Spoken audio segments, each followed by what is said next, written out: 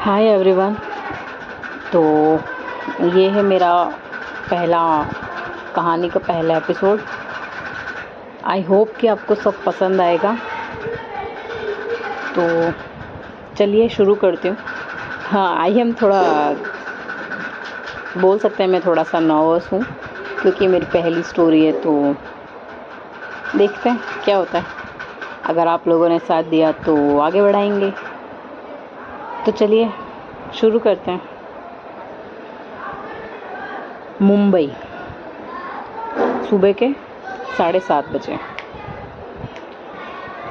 तारा जी, हे भगवान, सुबह के 7 बज रहे हैं और ये लड़की अभी भी घोड़े बेचकर सो रही है।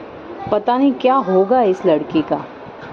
ये बोलते हुए तारा जी रूम की विंडो के पर्दे को हटाते हुए बिस्तर पर सो रही लड़की की तरफ देखने लगती हैं, जो कि सूरज की रोशनी जैसे ही उसके फेस पर पड़ती है वो चादर से अपने फेस को ढक लेती है और बिना आंखें खोल कर ही बोलती है, माँ सिर्फ 5 मिनट और।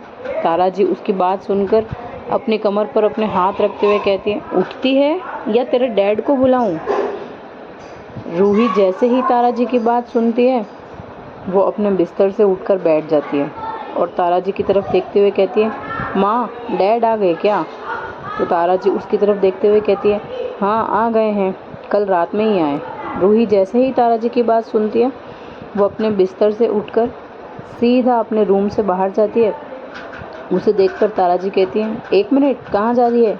तारा जी कुछ और बोलती उससे पहले ही रूही रूम से बाहर जा चुकी होती है और वो उसे जाते हुए देख मुस्कुराते हुए कहती है, पता नहीं क्या होगा इस लड़की का, कब ये समझेगी कि अब ये बड़ी हो गई है। ये बोलते हुए वो अपना सिर में नाम में हिला देती है कि तभी कोई उन्हें पीछे से हक कर लेता है और कहता है, ये कब बड़ी होगी ये तो नहीं पता माँ, पर इसके चक्कर में आप मुझे ज़रूर भूल गई हैं। तारा जी जैसे ही ये बात सुनती है वो अपने पीछे मुड़ते हुए कहती हैं, अच्छा जी, तो तुझे कोई प्यार नहीं करता? ये बोलते हुए उस लड़की के कान पकड़ लेती है और कहती है, अच्छा जी, तुझे तो कोई प्यार नहीं करता है? सारा अपने कान को तारा जी से छुड़ाते हुए कहती है, माँ सॉरी बाबा, मैंने तो ऐसे ही बोल दिया था, मेरे कान छोड़िए, दर्द हो रहा है। सारा जैसे ही ये बोलती है तारा जी उसके कान छोड़ देती है और कहती है, अभी तक रेडी नहीं हुई? क्या बात है, आज ऑफिस नहीं जाना?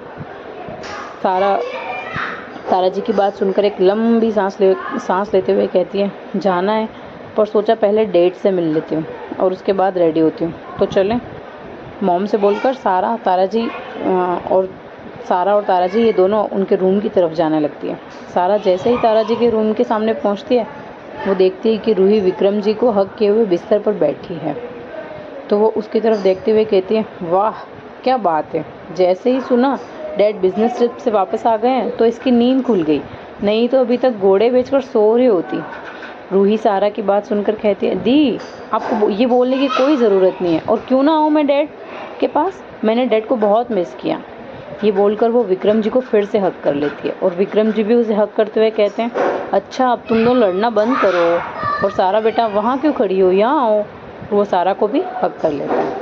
तारा जी उन लोगों की तरफ देखती है और मुस्कुराती है, कहती है, ठीक है, अब ये मिलना मिलाना हो गया हो तो नीचे आ जाओ, ब्रेकफास्ट रेडी हो गया है। ये बोलकर वो नीचे चली जाती है। तो ये थी खन्ना फैमिली, जिसमें विक्रम खन्ना और उनकी वाइफ तारा खन्ना, उनकी बड़ी बेटी सारा खन्ना जिसकी उम्र 26 साल है, और उनकी छोटी बेटी रूही खन्ना जो कि अभी 23 साल की।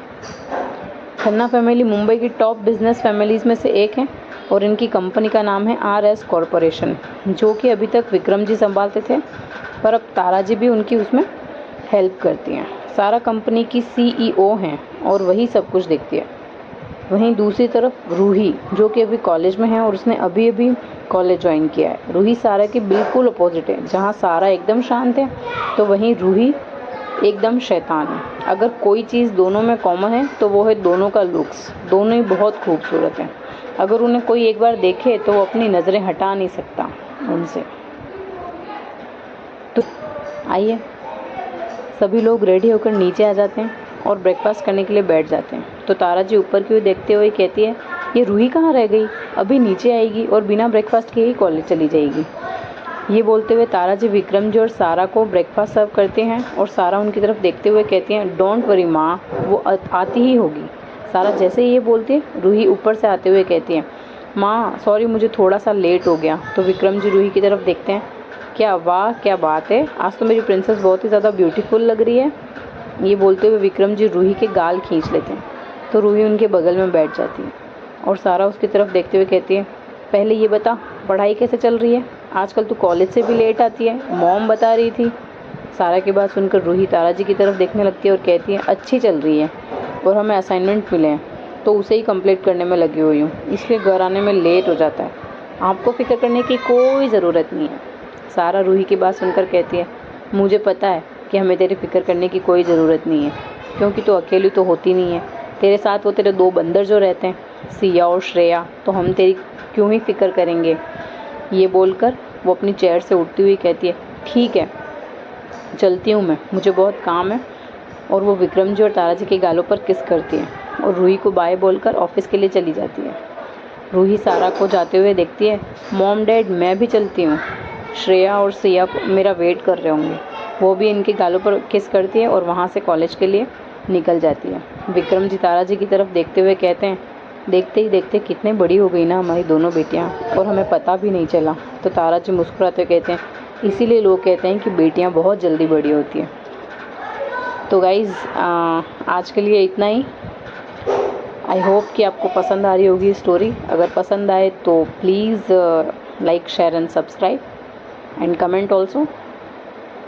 क्या बोलूँ समझ नहीं आ रहा, एक्चुअली पहली स्टोरी है और थोड़ा सा नर्वसनेस भी है। तो लेट्स सी क्या होता है।